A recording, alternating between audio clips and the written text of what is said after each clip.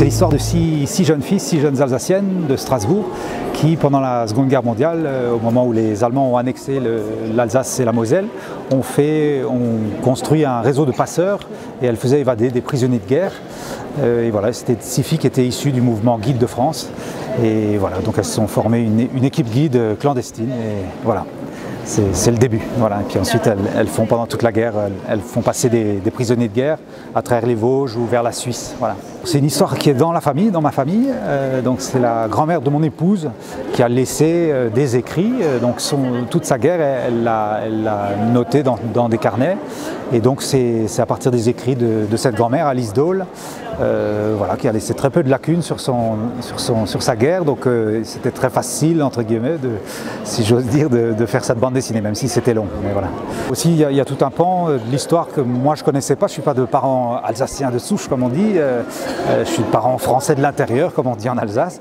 Donc moi j'ai aussi découvert cette période en Alsace, cette histoire particulière, donc qui est vraiment une annexion au Reich. Donc voilà, c'était vraiment une politique de nazification. On a imposé aux gens de parler allemand, on a changé le nom des rues, on a changé les prénoms des gens, etc. Donc c'était vraiment, on cherchait à en faire des nazis et à leur laver le cerveau. Voilà, c'était vraiment assez costaud par rapport en France où c'était de l'occupation, qui n'était pas une partie de plaisir, loin de là, mais voilà, disons que la politique était d'une autre nature dans cette partie, donc en Alsace et en Moselle, trois départements français.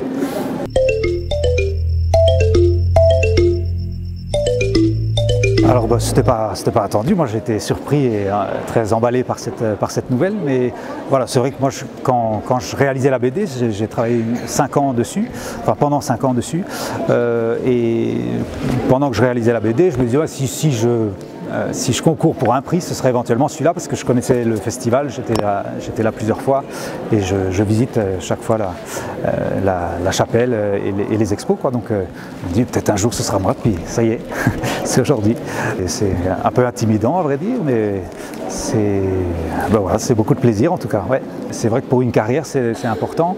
Voilà, après le côté être reconnu aussi, c'est vraiment voilà, quand c'est la première fois, c'est d'autant plus émouvant aussi en tant qu'artiste. Voilà. Ce qui a plu au jury, c'est le côté chrétien dans cette bande dessinée. Moi, c'est vrai que c'est une BD que j'ai voulu grand public, mais je n'ai pas voulu camoufler le côté foi des protagonistes. C'était vraiment un de leurs moteurs, même un de leurs moteurs principaux dans cette action, dans cet engagement.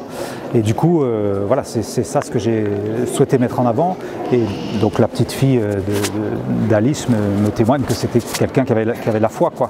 Et donc voilà, moi je pense que j'ai répondu aux critères du prix, mais voilà. Et puis moi, c'est vrai que c'est quelque chose que je voulais absolument pas cacher, et éventuellement mettre en avant dans cette bande dessinée, tout en gardant un côté grand public si possible, quoi. Voilà.